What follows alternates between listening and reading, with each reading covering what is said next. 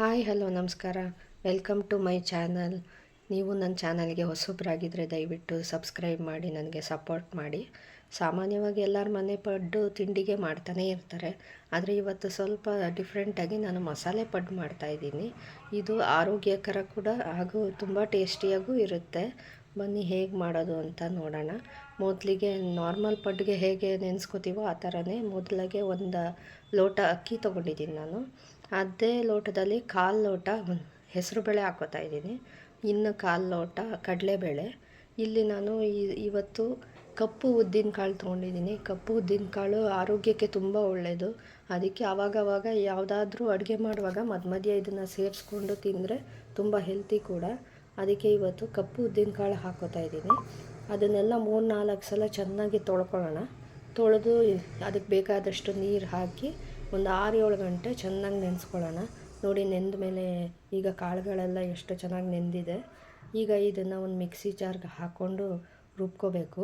ಈಗ ಮಸಾಲೆ ಪಡ್ಡು ಅಂತ ಹೇಳಿದ್ರಿಂದ ಈಗ ಮಸಾಲೆನ ಇವಾಗಲೇ ರುಬ್ಬುವಾಗ ಹಾಕ್ಕೊಳ್ಳೋಣ. ಸ್ವಲ್ಪ ಮೊದಲಿಗೆ ನಾನು ಶುಂಠಿ ಮತ್ತು ಬೆಳ್ಳುಳ್ಳಿ ಹಾಕ್ಕೋತಾ ಇದ್ದೀನಿ. ಅದಾದಮೇಲೆ ಖಾರಕ್ಕೆ ಎಷ್ಟು ಬೇಕೋ ಅಷ್ಟು ಹಸಿಮೆಣಸಿನ್ಕಾಯಿ ಸೇರಿಸ್ಕೊಳ್ಳಿ. ಒಂದು ಸಣ್ಣ ಚಕ್ಕೆ 2 ಲವಂಗ ಹಾಕ್ಕೊಳ್ಳಿ. ಜಾಸ್ತಿ ಹಾಕ್ಕೊಳಕ್ಕೆ ಹೋಗಬೇಡಿ, ತುಂಬ ಮಸಾಲೆ ಅನಿಸುತ್ತೆ. ಕೊತ್ತಂಬರಿ ಸೊಪ್ಪು ಎಷ್ಟು ಬೇಕೋ ಅಷ್ಟು ಹಾಕ್ಕೋಬೋದು. ಹಾಕ್ಕೊಂಡು ಒಂದು ಸ್ವಲ್ಪ ತರಿಯಾಗಿ ರುಬ್ಕೊಳ್ಳೋಣ. ಇದು ನೈಸ್ ಆಗಿಬಿಟ್ರೆ ಪಡ್ಡು ತಿನ್ನುವಾಗ ಒಂಥರ ಚೆನ್ನಾಗಿ ಅನಿಸಲ್ಲ. ಅದಕ್ಕೆ ಸ್ವಲ್ಪ ತರಿಯಾಗಿ ರುಬ್ಕೊಂಡ್ರೆ ಚೆನ್ನಾಗಿರುತ್ತೆ. ಈಗ ಒಂದು ಪಾತ್ರೆಗೆ ನಾನು ರುಬ್ಬಿದ್ದನ್ನೆಲ್ಲ ಹಾಕ್ಕೊಂಡಿದ್ದೀನಿ. ನೋಡಿ, ಈರುಳ್ಳಿ ಒಂದು ನಾನು ಮಸಾಲೆ ಎಲ್ಲ ಹಾಕುವಾಗ ಮರ್ತುಬಿಟ್ಟಿದ್ದೆ. ಸೊ ಈರುಳ್ಳಿ ಒಂದು ಈಗ ರುಬ್ಕೊಂಡು ಹಾಕ್ಕೊಂಡಿದ್ದೀನಿ. ಅದ್ರ ಜೊತೆ ರುಚಿಗೆ ತಕ್ಕಷ್ಟು ಉಪ್ಪು ಹಾಕಿ ಕೈಯಲ್ಲೇ ಚೆನ್ನಾಗಿ ಮಿಕ್ಸ್ ಮಾಡ್ಕೊಳ್ಳೋಣ. ಒಂದು 3-4 ನಿಮಿಷ ಈ ಥರ ಮಿಕ್ಸ್ ಮಾಡಿಕೊಂಡ್ರೆ ಹಿಟ್ಟು ಚೆನ್ನಾಗಿ ಅರಳುತ್ತೆ. ಸೊ ನಾನೊಂದು 3-4 ಸಲ ಚೆನ್ನಾಗಿ ಕೈಯಾಡಿಸ್ತಾ ಇದ್ದೀನಿ.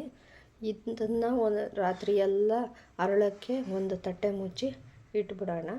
ಬೆಳಗ್ಗೆಗೆ ತುಂಬ ಚೆನ್ನಾಗಿ ಅರಳಿರುತ್ತೆ. ಈಗ ಸ್ವಲ್ಪ ಚಳಿಗಾಲ ಇರೋದ್ರಿಂದ ಸ್ವಲ್ಪ ಬೇಗನೆ ರುಬ್ಕೊಂಡಿದ್ದೀನಿ ನಾನು.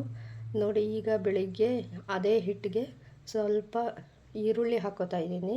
ಸ್ವಲ್ಪ ಜಾಸ್ತಿನೇ ಹಾಕ್ಕೊಳ್ಳಿ, ಚೆನ್ನಾಗಿರುತ್ತೆ. ಆದಷ್ಟು ಜಾಸ್ತಿ ಕೊತ್ತಂಬರಿ ಸೊಪ್ಪು.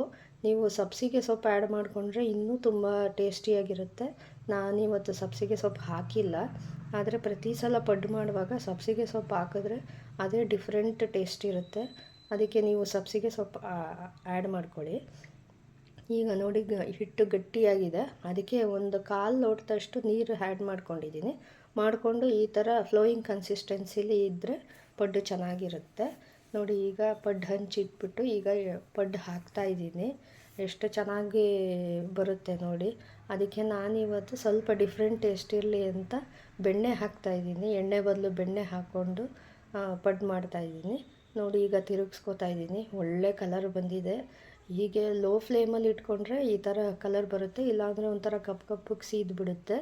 ಲೋ ಫ್ಲೇಮಲ್ಲೇ ಇಟ್ಕೊಂಡು ನಿಧಾನಕ್ಕೆ ಎರಡೂ ಕಡೆ ರೋಸ್ಟ್ ಮಾಡ್ಕೊಳ್ಳಿ. ಆವಾಗ ಈ ಥರ ಒಳ್ಳೆ ಬ್ರೌನ್ ಕಲರ್ ಬರುತ್ತೆ. ನೀವು ಮನೇಲಿ ಒಂದು ಸಲ ಟ್ರೈ ಮಾಡಿ ಹೇಗಿತ್ತು ಅಂತ ತಿಳಿಸಿ.